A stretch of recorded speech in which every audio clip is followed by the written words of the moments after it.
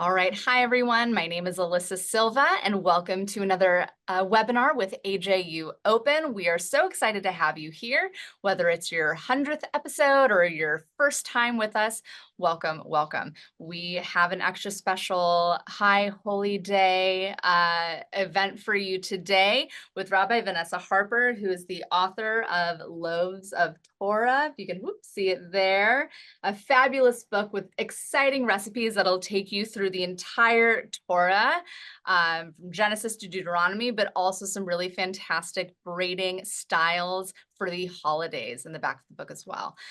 So first, I just want to introduce you all to the fabulous Rabbi Vanessa Harper. She, like I said, is the author of Loaves of Torah, and that book is actually based on her longtime Instagram-based education project called Lech Lechala. So you can find that on Instagram. And that book is actually based on her education project for HUC, which she can talk to you more about later. But she was ordained as a rabbi by Hebrew Union College. And she was also recognized as a Wexner Graduate Fellow, Davidson Scholar, a UJA Federation Graduate Scholar, and a Be Wise Jewish Entrepreneurial Fellow, and is one of New York Jewish Week's 36 under 36. So when I say special, I really mean special. This is a woman, a rabbi with many accolades, and we're so excited to have her. And before I turn it over for her to give us her wisdom and her challah braiding expertise, I just want to first ask a starting question to get us kind of all in the mood.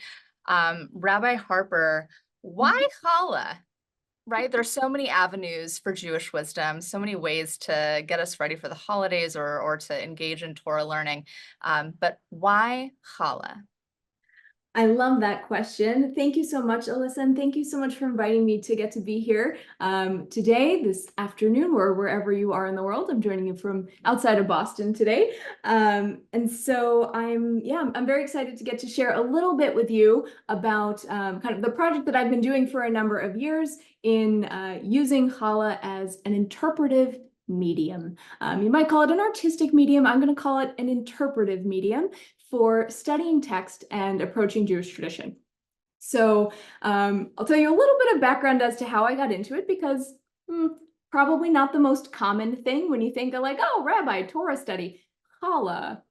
How'd that happen? So this is a project that kind of started by accident about 6 or 7 years ago at this point.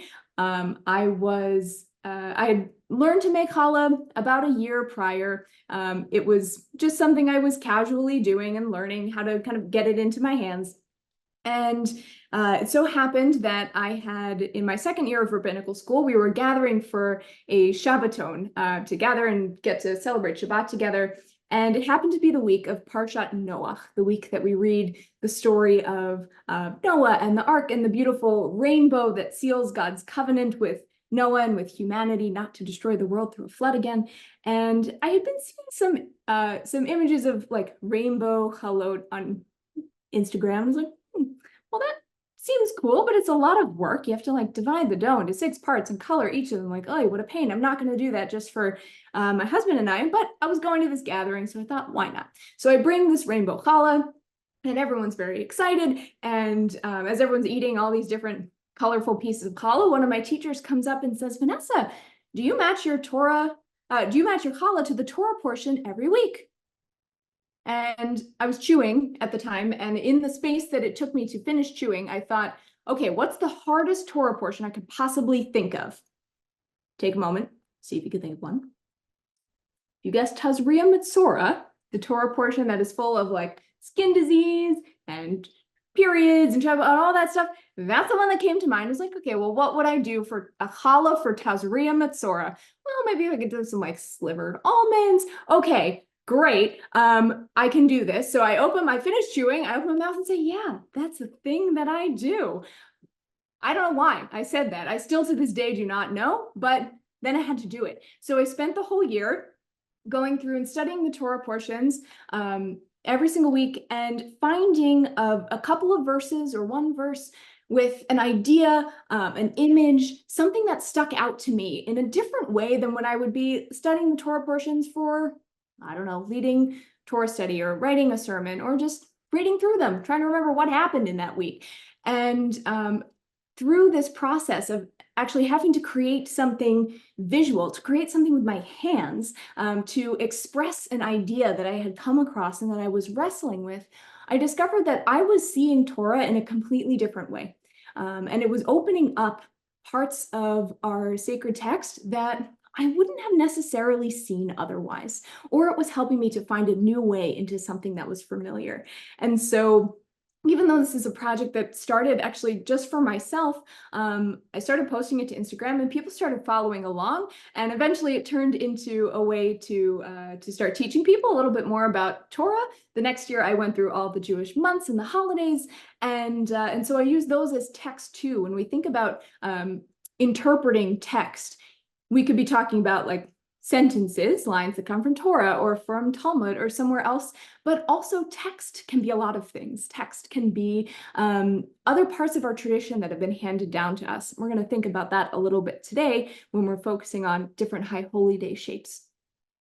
And so this was a way to invite people into studying and thinking about text in a different way. And eventually that turned into a teaching methodology and eventually into this book that you see here. And so this is actually a Torah commentary more so than a cookbook. It's got a couple recipes in it, but really it's a way to go through the Jewish year and to have invitations to different ways to think about what's going on in these texts. You'll get one of my visual interpretations through Challah, and also a little commentary, but a lot of discussion questions and prompts and creative prompts, and kavanot intentions that you can hold for the week.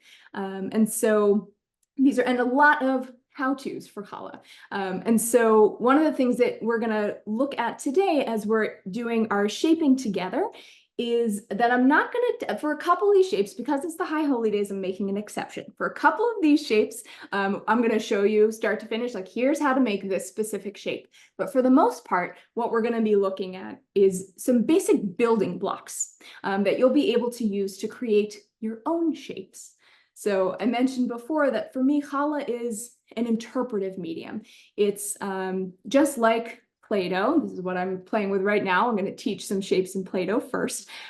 Just like Play-Doh or paint or pencil or movement or, I don't know, decorative hummus swirling. All of these are different languages, different creative languages, different ways that you might connect to expressing yourself or to seeing the world through different lenses and different ways. And Challah is, as it turns out, my creative language. And one of the things that I think is so special about Challah as a creative language is that the material has some properties that make it, one, a little tiny bit challenging, which is a good thing, and two, that it comes baked in, pun intended, with all kinds of resonance and ideas that are already there. Sorry for the sound, that's my cat who is playing off to the side, you can hear her. Okay. So Challah, here's why it's so important. Number one, Challah is alive. The yeast in the challah dough is actually, it's a living microorganism, and your dough is living. It's reacting to the environment that it's in. It reacts to heat and humidity and to the ways that you shape it with your hands. And as a living thing, it has some feelings about how it wants to be shaped. And so if you've ever worked with challah dough before, or any kind of bread dough, you'll know there are days when like it does not want to do whatever it is that you are trying to get it to do, or days that it's really feeling cooperative, or you put it in the oven and it comes out looking very different than when you put it in. And that's actually beautiful because the dough is a creative partner. I think of the process of making challah dough as a kind of a microcosm of the creative process, and also as a microcosm of creation that we read in Genesis 1, and that it's actually very similar to different aspects of how the world was created, but we actually do that with our own hands when we make challah dough. And so this dough is a creative partner. And it has some boundaries, it has some creative limits to what it can physically do, and that inspires you, the shaper, to be a little more creative. You have to be able to think like, okay, within these boundaries, how can I create what I'm envisioning? And so those little boundaries can inspire some extra creativity. And also, because it's alive, it's a thought partner too. It's very much like the traditional mode of Jewish text study, which is chavruta, where it is you and a partner, and you're both centered around the text, the key idea, and you're held in kind of in boundaries with each other based on how far the text can stretch, how far your chavruta is willing to let you stretch, but also that you're able to ask each other questions to get deeper into whatever the ideas are. And so working with challah dough as your chavruta in interpreting text or looking at something from Jewish tradition offers a little bit of that same experience. There's that push-pull of working with somebody else who pushes you, inspires you to think a little bit differently. And at the end of the day, what it is that you put into the oven comes out a little bit differently. And that's great because it means the dough has had its say too. And it's a great reminder to us, especially these days, of how we don't get to control everything exactly to our liking. And challah dough is a great way, working with challah dough is a great way to remind ourselves of this, that we need to make a little room for the interpretations, the contributions of others, and that at the end of the day, that product is actually better for the openness and the creative give and take of the process. So that was a lot of background on why challah, which also comes with all kinds of deep resonance and threads that tie all the way back to Torah, lots of different meaning and significance. So we're going to talk a little bit about some of that as we start to do a bit of shaping together. We'll think about some of the traditional shapes for the high holy days and even some traditional ingredients that might go into a high holy day challah.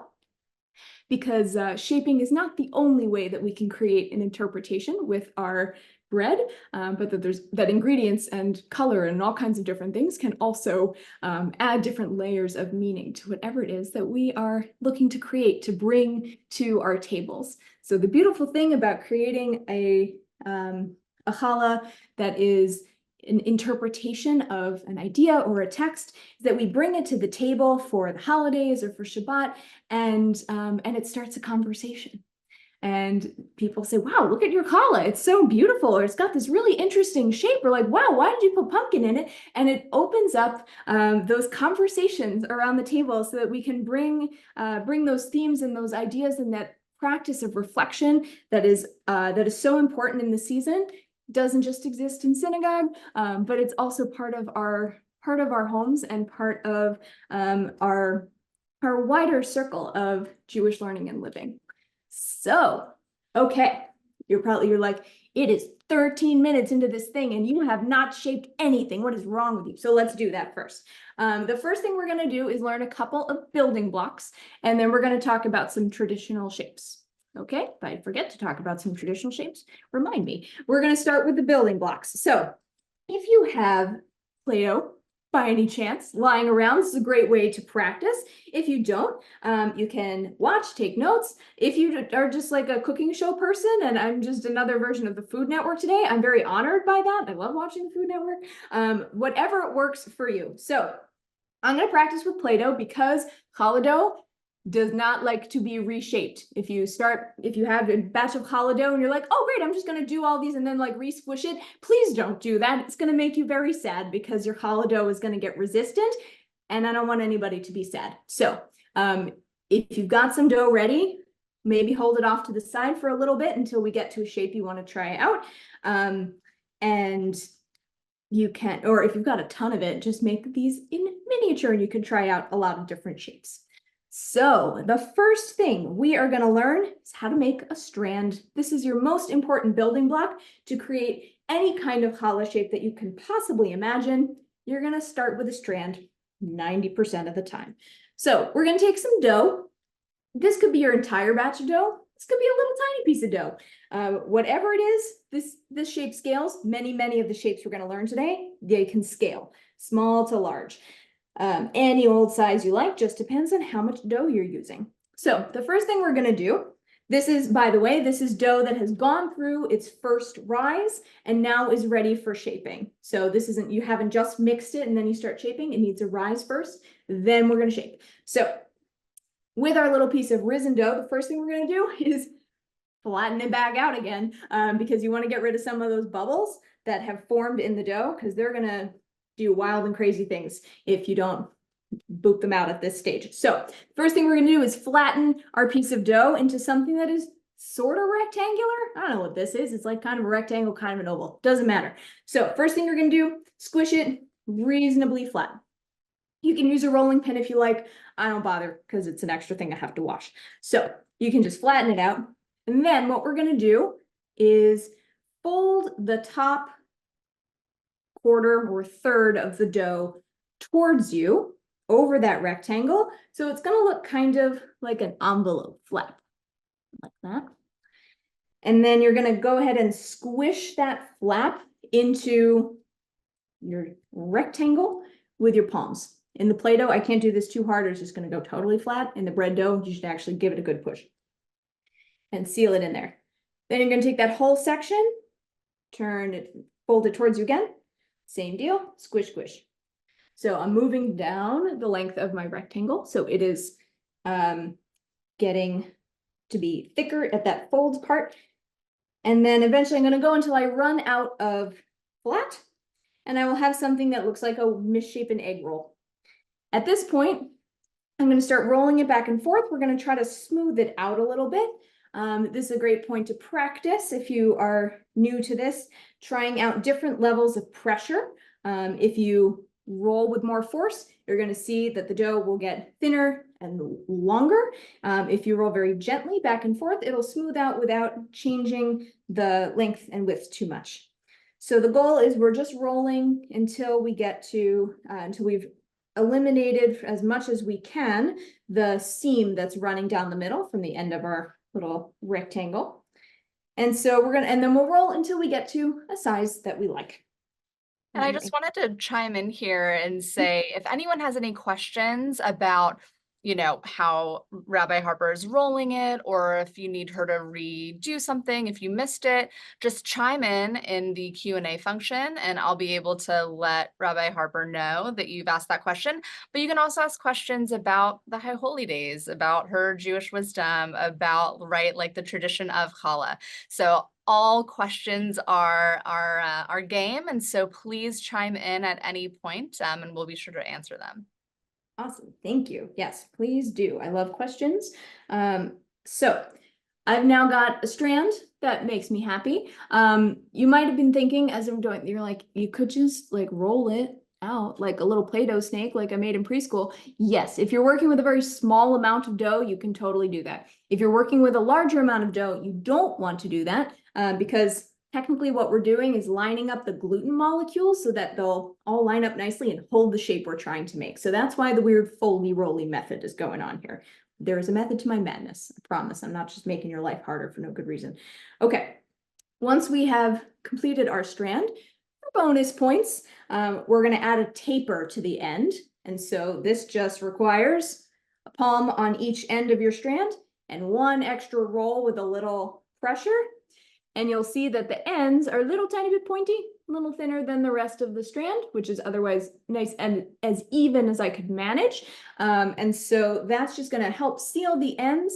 And also it makes for nice, if you're like braiding it together, it'll make for nice edges that feel like the same length as the rest of, or the same width as the rest of your braid and not like big bulbous things on the end.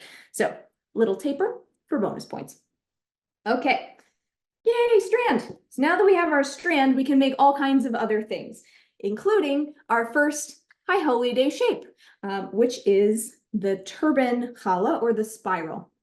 So a quick detour for a second into some of the history of challah shaping and where this comes from. So challah, as I mentioned, some of the ideas of having bread as part of sacred practice and activities goes all the way back to the Torah. There's all kinds of beautiful connections to different practices from the Israelite religion, which eventually becomes the Judaism we know and love today. And The practice of shaping, though, for those breads is a much, much, much later addition. So moving from, we have bread that's special, that has mitzvot, commandments, different sacred practices around it. That's been around for a super duper long time. Eventually, we get to, in about the 14th, 15th century, we start to see the braided bread become paradigmatic of, at least for Ashkenazi Jews, the special bread for Shabbat or the holidays. They actually borrowed it from a German pagan ceremony and ritual, which is pretty cool. If you want to learn more about that, it's in here. And eventually, we start to get to different kinds of shapes, a little bit more maybe elaborate or specific to the season that they're in. And some of these traditions of shaping may have come from the fact that in most communities, people actually shared one big communal oven. And so largely women were responsible for making the bread. So they'd make their bread at home, they'd bring it to the community oven. It's right before Shabbat, everyone's trying to get their breads in, and you want to make sure that the bread you get out is yours, because obviously your challah is a lot better than like your neighbors down the street, clearly. So you want to make sure you've gotten yours back. So you might have something special in your shaping so that you can easily identify your bread that comes out of the oven. And so we think this might be some of the origin for some of these different shapes. But we do know that somewhere around, we think about the Ukraine, something like 18th century, we start to see more elaborate shapes that come about for the holidays. And the round challah, fun fact, wasn't originally for this holiday season, wasn't originally for Rosh Hashanah Yom Kippur, but rather for Shavuot. Why Shavuot? Shavuot, my favorite holiday being the holiday of bread and Torah combined. But Shavuot is traditionally a dairy holiday. Dairy foods would be served, and so people would add butter or milk to their bread specifically for Shavuot. And in order to make sure that people didn't accidentally eat the dairy challah with a meat meal, which would violate the rules of kashrut, the bread got a special shape, which was round. So originally the round was for Shavuot. Eventually it becomes paradigmatic of the High Holy Days, because we have a lot of different symbols that are connected to that round shape.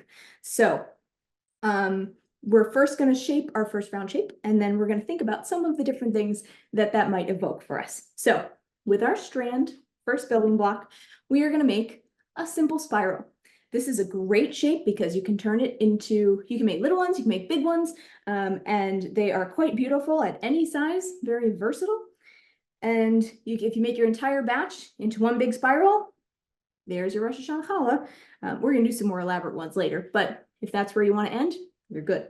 So to start, we're going to take our end and we're going to just start to curl it over the line of the strand until we get the beginning of a little spiral.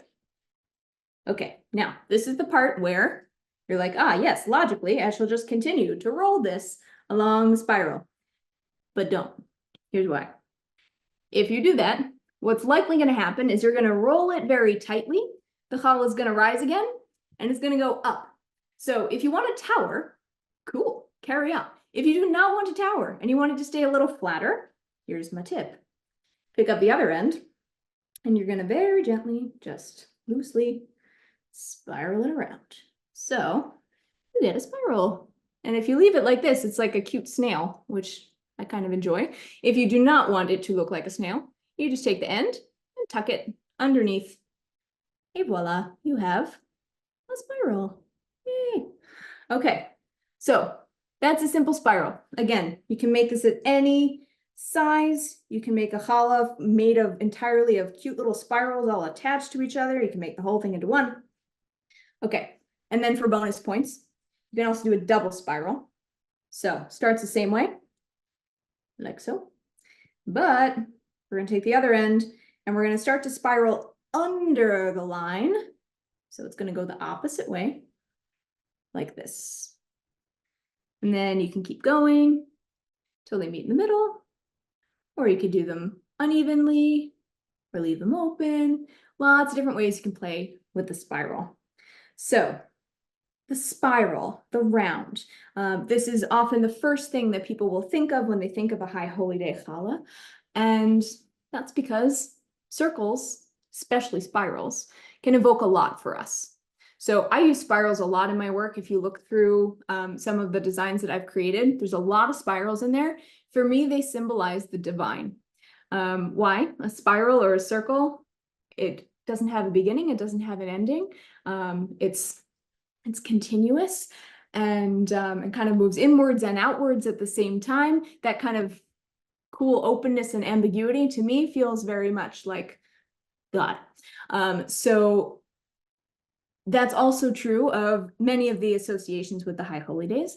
Malchuyot, or sovereignty, God's sovereignty, is one of the themes of this season. And so we might also think of the round as a crown. And so reminding us of that idea of divine sovereignty might also remind us of the cycle of the year that we've just completed, or the fact that it's a constant spiral, right? One year upon the next, upon the next. Each of these holidays marking a kind of milestone point for us to be able to check back and see, well, where was I?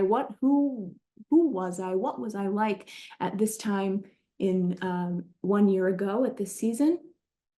It might also remind us of one of the biggest ideas of this season, of tshuva, of return, of coming back around to who we are supposed to be, who our deepest sense of best self is. It also reminds us to return, to turn, to repent, all these different beautiful meanings of the word tshuva. The circle gives us some of those as well. And also when we think of Rosh Hashanah, one of its meanings is that it reminds us of the creation of the world, the birthday of the world. I mentioned before that I see making challah as a kind of microcosm of that creative process in Genesis 1 and 2, the process of creating the world. And so actually going through the whole process of making challah and bringing it to creation in this kind of round shape really heightens that sense of connection to the circle of the greater world and creation that we are a part of. So the round gives us a whole lot of stuff. Okay, we're going to move on to another shape. So I'm going to squish up my dough here, and actually just to make things a little bit faster for us, I have a few pre-rolled strands. So if you're practicing along in some Play-Doh, I am sorry for jumping ahead of you, but And Rabbi Harper, we just have Yeah. really quickly, Linda's asking, can you repeat how not to have the center puff up? Yep. So when you're spiraling, we start with that little loop. And instead of continuing to roll like this, that's what might make it go up. If instead, to keep it loose, you pick up the tail end and just gently spiral it around, that'll keep it a little looser. Or if you're like, that's weird, I don't like that, just remember, keep it loose. Nice. That will keep it from towering. And then Nora had asked also, when you made the red spiral, would that use the entire dough to make one big snake, or would that just be like a small piece of your dough? Either way. Okay. Either way. So any of these shapes you can scale up or down to the size of your entire batch of dough or to little tiny pieces like I'm working with right now in the Play-Doh. All of them work in any size. And so that's part of the fun, is that you get to play with them. And so I usually recommend, if you have a whole batch of dough, that you don't just turn the whole thing into a giant spiral on the first try, because if you keep a little bit off to the side, then maybe you're going to play with it and create something else that might go as part of your spiral or on top of it or whatever it might be. So just leave a little off to the side to give yourself something to play with, even if you know I have to make a really big one because it's the holidays and whatever. But that's just my invitation, to keep a little bit to the side to play with. But you can make it at any size. Okay, so the next thing we're going to do is a 3-stranded braid. This might be old hat for some folks, might be new for others. And so the note is, this is something that, again, any size. If you want to create an outline of something and you're feeling like, I can do a 3-stranded braid, I got this, I recommend using a 3-stranded braid that's long and thin, as opposed to a single strand, which won't hold its shape as well as a braid.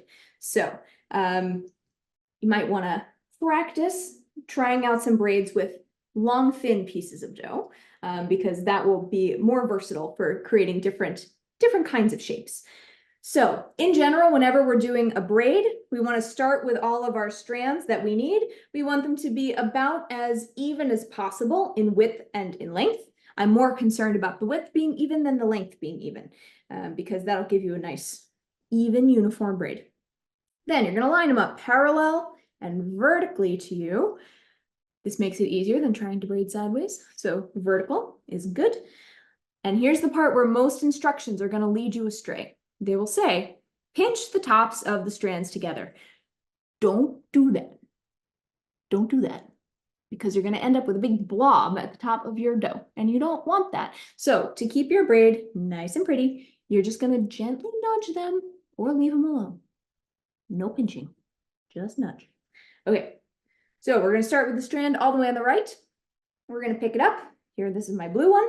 And what's left are two strands that kind of make an upside down V. It's going to jump into the middle of those two.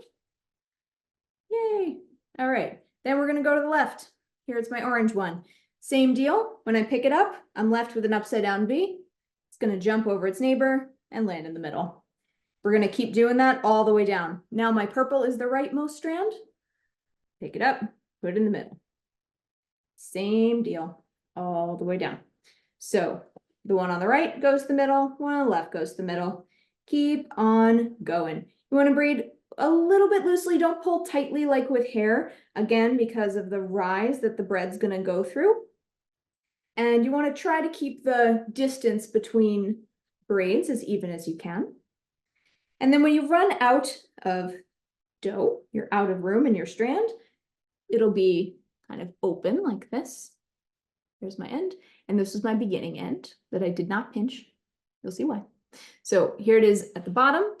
And now I know I can pinch these together because I'm all out of dough. Pinch. Now up top, because I left it loose. Can you move your camera down a little bit? I can try. This is, I know. All right. Second camera wasn't really quite. No worries. Okay, is this better?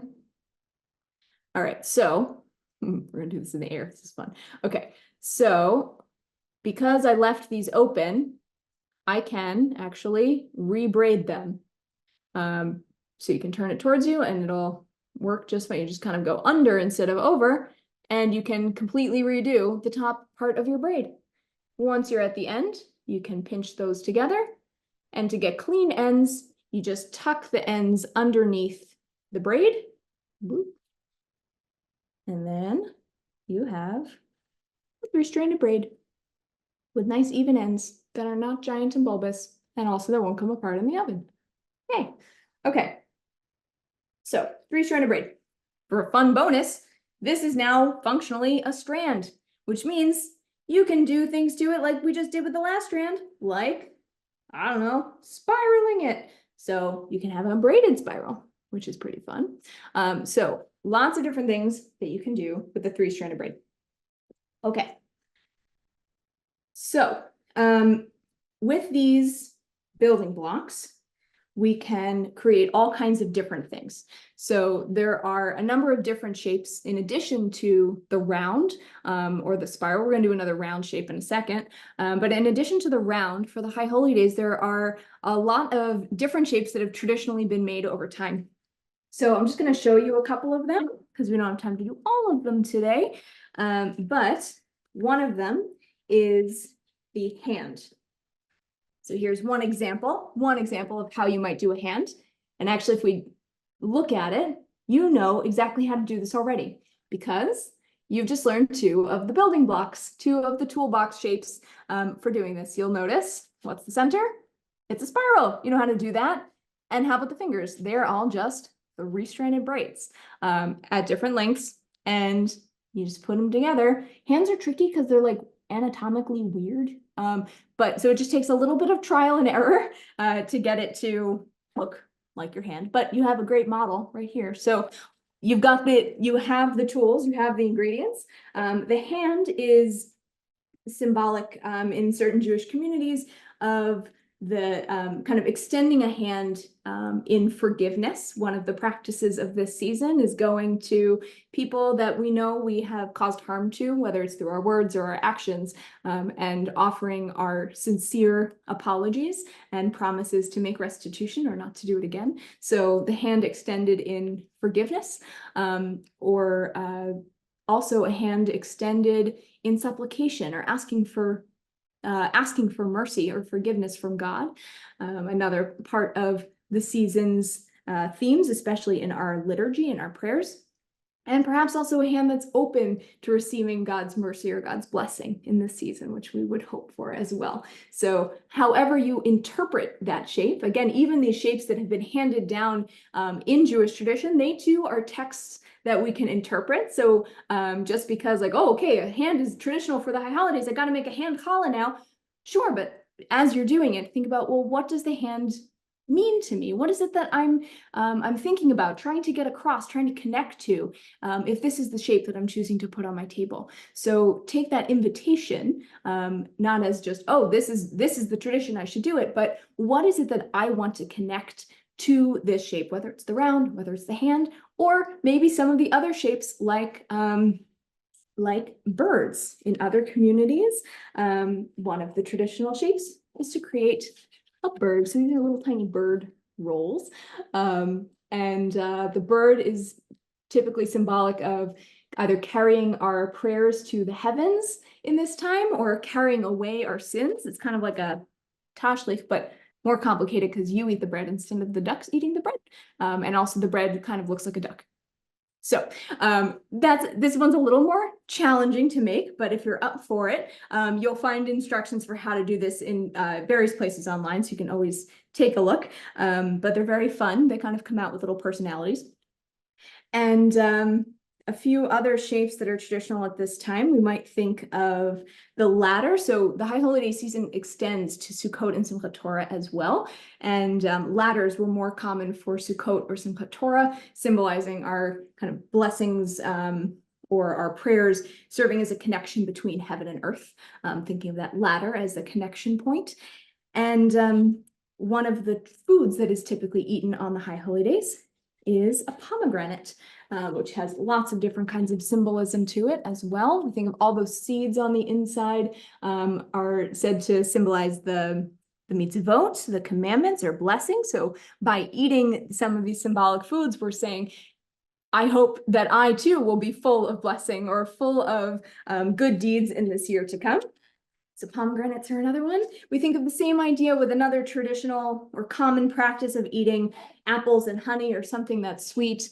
And so we can make our challot into other kinds of round things. This little pomegranate, that's an apple. So lots of different ways to play, again, with these different kinds of shapes, different ingredients.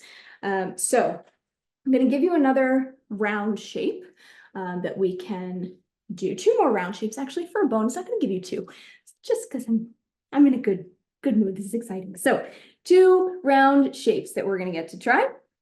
The first one is a woven round. So this one, we start with 4 strands. So I'm going to do this in colors that are easier to see.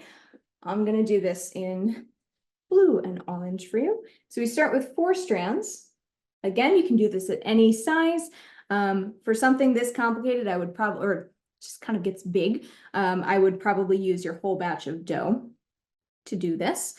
And any of these strands can be just dough all by themselves, or they might be filled with something. I'm going to try to show us that a little bit later. But when we start, we're going to start with our 4 strands. We're going to begin with 2 of them that are laid out vertically, like we started before for our braid. But then the other 2, we're going to make kind of a tic-tac-toe board or a pound sign or a hashtag, depending on your generation. Okay, so we're going to lay these out so that we're weaving them so that my horizontal one, you see it's going over one and under the other, and it's going to do the opposite on the second one. Maybe bring it closer towards you, the strands, if you can, just so we can see it. Yeah, like closer towards you. Come on, little guys. Okay, great. Thank you. Cool. All right, so we have our hashtag. And so we want to leave a little bit of room in the center because when this rises, it's going to get like real squished up in there. So you want to leave a bit of room. It'll get filled. And from here, we're going to identify each of the strands that's coming from underneath another strand. So here, see this one's going over it. So this is an under. This one's coming from underneath the blue. Same with this guy. It's coming from underneath. And also this one. So we're going to take all the strands that go that come from under, and they're going to cross over their neighbors that go over. So we're going to walk around clockwise first. The unders are going to cross over their neighbors that go over. And once I've made it all the way around, now we're going to go the other direction. So we're going to go counterclockwise. And same thing, we're starting with the ones that are coming from underneath another strand.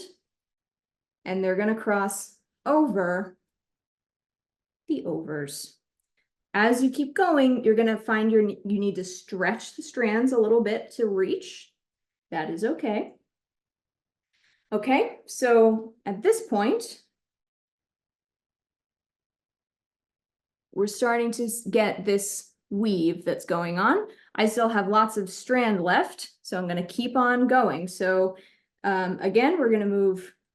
This time we're going to go clockwise. The unders cross over the overs. I have to stretch a little bit further. And then backwards, going counterclockwise until you have run out of strand.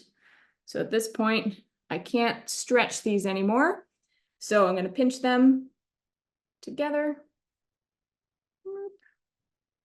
Pinch, pinch, pinch. And then tuck them underneath the weave. Harder in the Play-Doh, actually. And then we get a woven round. So if you actually use 2 colors of dough, you'd get this very interesting 2-colored scenario going on. Most of the time, you're not going to see that. That's just for illustration purposes. But this makes for a really beautiful round centerpiece, if that is what you are going for your High Holy Day challah. And it is particularly good if you've filled the strands with something.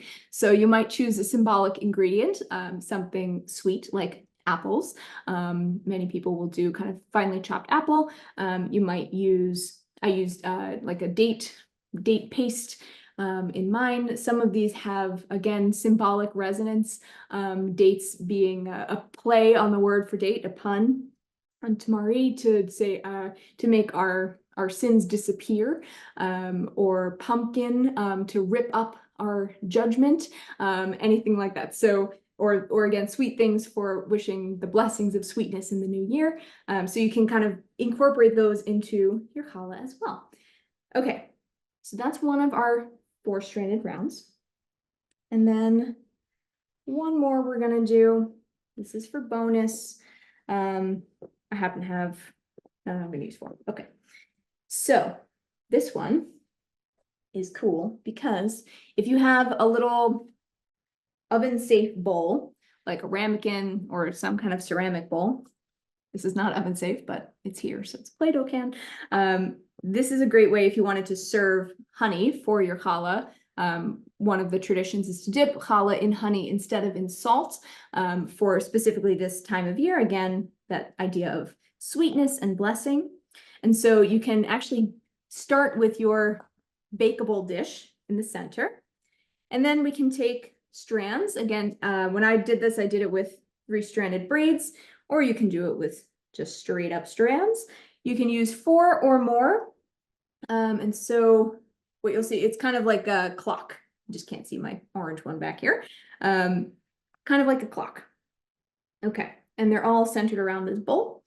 And basically what we're gonna do is we're gonna spin these into kind of a super spiral. So it's gonna look like the Milky Way, which is actually also kind of cool for thinking about the creation story, not just our world, but the bigger cosmos, maybe.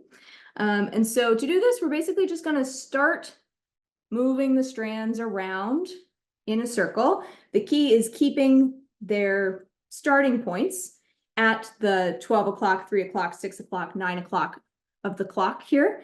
And the strands themselves, you're starting to move and spiral. I do this in a couple of steps just because otherwise I get really confused, but just basically keep going around until they start to line up with each other and until you can start to lay them out. So eventually it's going to create one continuous spiral with all these, with different starting points and different ending points. Try to pick this up. Kind of see a little bit. So we have, so around the cup, and we have this spiral that takes shape. You can leave it open, or you can tuck the ends underneath to make it clean. So this is another cool way if you wanted to do a round, and to incorporate in perhaps a bowl for honey or apples or whatever it might be. This is another way to do it, and actually doesn't involve any braiding at all if you don't want it to. Okay, so those are most of our shapes. I'm gonna do one more bonus shape because it's really, really cool. Is it connected to the high holidays? You tell me after we make it. But we're gonna do it because it's awesome. And if you put this on any challah that you make, people will be very impressed with you. So we're gonna get to try it out just for fun today. So we're gonna start this one off with a strand. Any size again. And for this, we're gonna need a pair of scissors. So if you're working with challah dough, you're gonna want something like kitchen shears or extremely clean household scissors. I don't want anybody getting sick. These are normal scissors because it's Play-Doh. Okay, so we start with our strand. Here it is. And I wanna make sure you're gonna be able to see this. Okay, I'm gonna move this. You're not gonna see me, but we're gonna see this. Okay, so what we're gonna do is we're gonna cut into the dough. We're gonna cut little slits all the way along the dough to create things that look kind of like little leaves or like the tops of a wheat stalk. Kind of see it in this tree here. We're making these little, called an épi in French.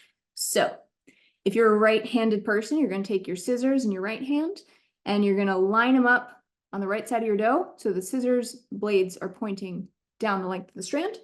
Lefties, reverse.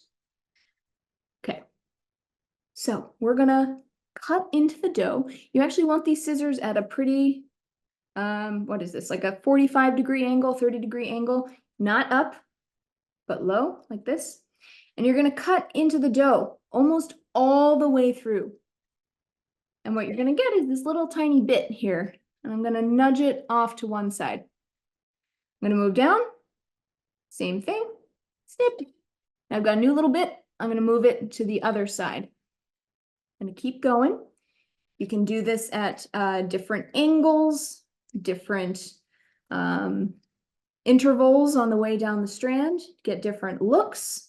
So I'm actually increasing these as I go. So you can see, but with every snip, you want to nudge to the opposite side. So you can kind of see what's going on here.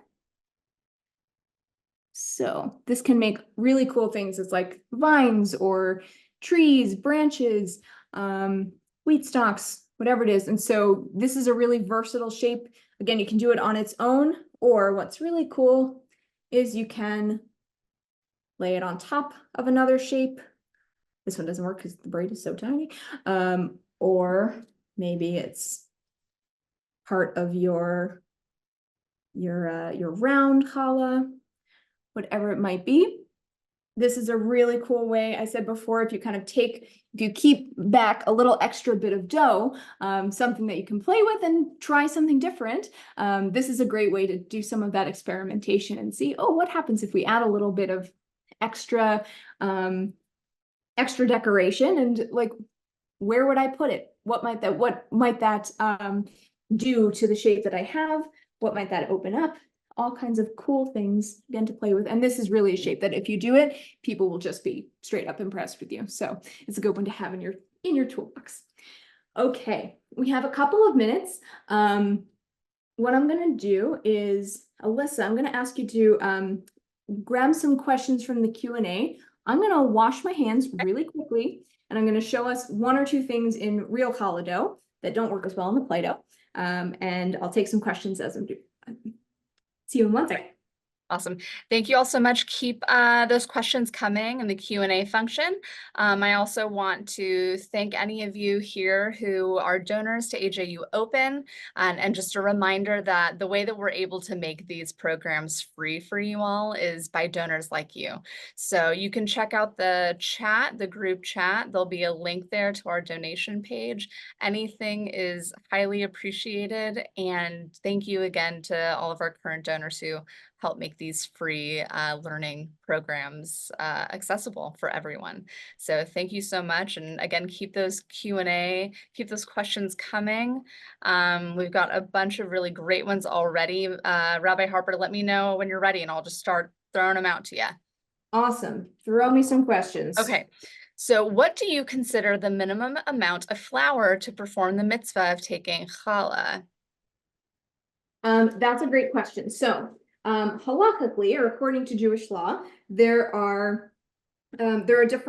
about 2 different, at least in the traditions I've read, there are 2 different measurements where we do different things. So to back up for just a second, challah gets its name from the mitzvah or the commandment that's associated with it, which is actually to take out a small piece of the dough like this, which was back in the biblical times, it was a tithe for the priests. We don't have priests, we don't have a temple anymore, but actually this practice survived, which is super cool. It's called hafrashat challah, separating out the challah. But according to most Jewish legal authorities, you have to make a really big batch of dough in order to do this. So there's a minimum amount of challah. Off the top of my head, I usually don't make a challah at this size, so I don't have it like right here. I think it's about 2 pounds, 11 ounces. Will let you do the ritual without a blessing. And then it's like 3 pounds something to do the ritual with a blessing. So if that part's important for you, that the measurements are right, you should consult your rabbinic authority. If that part is less important to you and you're more interested in trying out the ritual, for me and my own practice, that's totally fine. And so this is a practice that many people have added a lot of different spiritual thought to. And so it's a place to be able to try some of that on and play with it. But in terms of the minimum number, that is between you and your rabbi or whoever you hold as an authority. Awesome.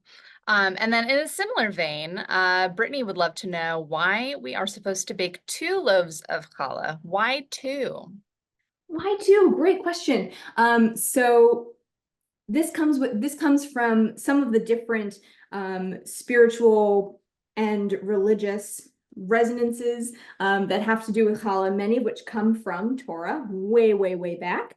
And some of them are from later parts of Jewish tradition. So the 2 will come from a lot of places. Sometimes it's to get to, if you have 2 loaves with 6 braids, 6 is 12. That symbolizes the 12 tribes. The original breads offered for religious purposes back in the Torah, there would be a stack of 12 on the altar, 1 for each of the tribes. So that's one of the connections, 2 of 6 to get to 12. Another is thinking about the additional soul that tradition teaches we get on Shabbat. So we get 2 of those. And so that second bread gives us that. For others, it's actually for the practice of how we can do the blessings on the second part of the day, or on the second day of Shabbat, Saturday. There's a number of different things. So it really depends on who you ask and which strand of tradition you are thinking about and interested in. So, but it's a great question. So that 2 is typically for Shabbat, or maybe you've just got a lot of people come to your house meeting too. So it could go in a lot of different directions. Before we take the next question, I just want to tell you what I'm doing, which is I'm going to show you how to fill a strand of challah dough if you want to add some of those special ingredients for the holiday or for any time. So I'm starting with my good old strand rectangle, but this time I'm going to roll it out a lot flatter. So that's what I'm doing right now. And I can take another question while I'm doing that. Awesome. Do you use rapid rise yeast or regular yeast? Bread, flour, or all purpose? Great questions. I do not use rapid rise yeast because I find it unpredictable. And I actually really like the slowness of the process. I think it's part of what makes it spiritual for me, part of what makes dough making spiritual for me, especially if thinking about Shabbat and the holidays, that space, that time that bread needs, that the yeast needs, all of that stuff. That's actually, it's a really important lesson for us in our like go, go, go world. And so it's a way to help me remember to stop, slow down, appreciate the small things that you don't notice until you slow down and look at them. So for me, that's really important. So I don't use rapid rise yeast personally. Bread flour or regular flour, truthfully, they're largely interchangeable. Bread flour will usually give you a chewier bread, and all-purpose less so. It's more important to use a quality flour because that's where most of the flavor is going to come from. So I use Gold Medal or King Arthur. Those are high quality, consistent protein quantity flours. So that's usually a little more important for me, but you can mix them up, see what you like. That's another good spot to experiment as long as you're listening to your dough. Before I take the next one, we're gonna do two different ways of filling. The first one, we're gonna do kind of like a little filling log. So this works really well if you are dealing with something like chopped apples and you want to seal it in to your strand. So I'm just going to use the same thing for both. This is good old Trader Joe's fig butter. Also highly recommend for high holiday challah. Delicious. Quite My delicious. So I'm basically making like a little log of little strip of whatever it is that I want to fill with. I would probably do more, but I don't want to use up all my fig butter right now. So, but what we're going to do is pick up we're leaving a little tiny border. And what we're going to do is use that border to seal in the filling into our strand so that it doesn't go flying out on us in the oven. So you're going to go around and like pinch it in, and then you can proceed with your rolling. So, and then we have a lovely strand that we can just work with exactly as we would with what I showed you before with our pink Play-Doh. Same deal. So this version works really nicely, especially if you're working with larger ingredients or you just don't like a mess. So this is one option. I can take another question. I'm going to roll another flat piece of challah, and I'm going to show you the last way to do this before we wrap. Great. So yeah, we have time for one more question. And there's been a couple very similar questions kind of in the same vein of how do you time how long to bake the challah when it's a round challah, right? Does that mean that there's a different baking time? Or if you're doing smaller chalot or bigger chalot, like how do you figure out how long and at what temperature to bake these different kinds of chalot? Those are great questions, especially when we're doing all kinds of creative challah shaping and they may not look the same or be the same thickness week to week. This is a common thing that we might deal with. The round ones, especially if you fill them, they're gonna take longer. And so my best tip for you is to get an instant read thermometer, like they use for meat. I don't know, it's a little stick it in, gives you the temperature. That is the best way to know if it's done on the inside instead of like trying to tap it and take a guess. 180 is the done internal temperature for bread. 180. So that is the best way to avoid doughy innards, unless you like doughy innards, in which case do what you want.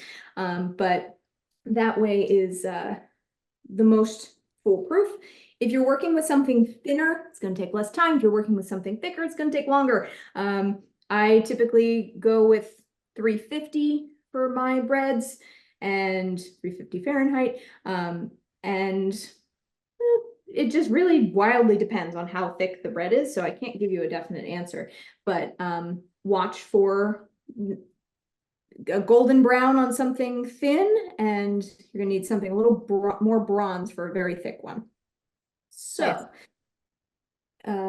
last tip. Okay, this is the second way we might fill a strand. So this is going to be better for a thinner ingredient. So if you're doing like cinnamon sugar or again, fig paste or something to that effect, we're going to spread it out on our rolled out dough. And again, leaving a border. Be generous with your border if you don't like a mess. This is a little tiny bit trickier because it's going to start getting a little squishy. So we're going to start rolling it towards us. And as you go, you're just going to want to make sure that it's staying tight, and you can use that border side to help you get a grip on your dough as it gets a little slidey in the middle. And when you fill this way, instead of getting like a tube of filling, you're going to get a spiral of thinner filling. And the key to this is, again, just trying to keep it tight, and you're using that border to help you hold on to the dough. And when we get to the end, we have a border again. The borders, that dough is going to be able to stick to itself. And so you're going to want to pinch really well all the way around to seal it.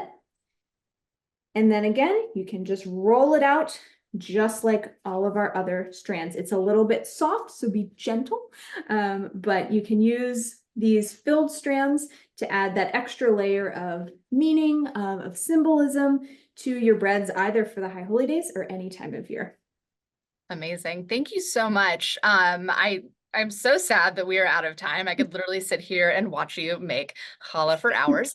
But for those folks who joined late or those folks who had to leave early, we'll be having a link for you all to be able to watch this at another time, get some more, really good in-depth lessons on braiding. And Rabbi Harper, thank you so much for being with us today. Would you like to share some final, really quick words of wisdom before we go?